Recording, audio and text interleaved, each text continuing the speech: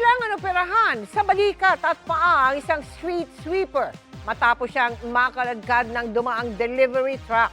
Nahuli kami yan at tinutukan ni Darlene Kai. Nagwawalis ang street sweeper na si Cora sa Valenzuela noong Martes nang dumaan ang isang delivery truck at bigla na lang siyang nakaladkad. Sa bilis at layo ng pagkakakaladkad ay humampas si Cora sa katabing poste at napunta sa kalsada. Hindi kita sa video pero sumabit pala ang truck sa isang kable na siyang humila kay Cora na isa pa namang senior citizen. Ang videong ito ay binahagi ni Mayor Wes Gatchalian sa kanyang social media page mula sa post ni Koizky Spotted PH. Agad isinugod sa ospital si Cora na sugatan dahil sa insidente. Kinailangan siyang operahan sa balikat at naghihintay din ng operasyon sa paa. Agad namang naglunsad ng investigasyon ng LGU.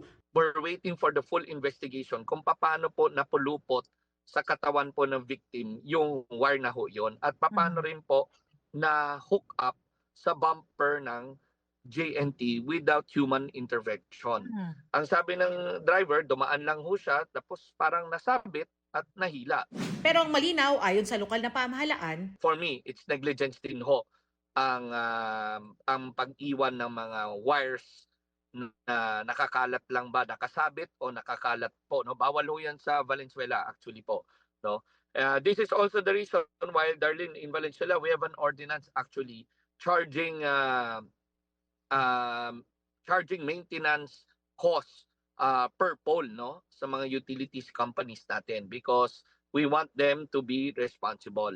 kanina ipinatawag ng LGU ang mga kinatawan ng JNT at Meralco. Aakuin daw ng delivery company ang anumang responsibilidad sa insidente. Bukas din daw nakatakda silang magbigay ng paunang 200,000 piso sa pamilya ni Cora para sa kanyang medical expenses. JT Express of course is saying na this is an accident talaga, no? Kasi the driver that was driving the truck is an experienced driver in that area, no? In Marulas.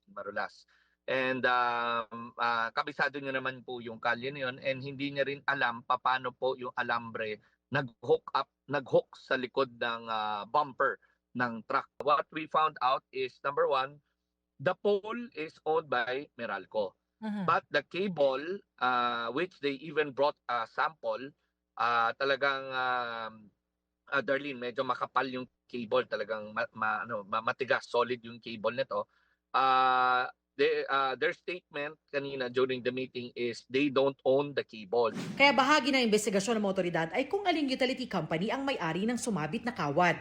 Bukod sa tulong medikal at pinansyal, nangako rin ng LGU ng legal assistance sa street sweeper. Patuloy daw mag-iikot sa syudad ang mga tauhan ng Valenzuela LGU para siguruhin na wala nang nakalaylay na kable para hindi na maulit itong insidente. Darlene Kai, Nakatutok, 24 Oras.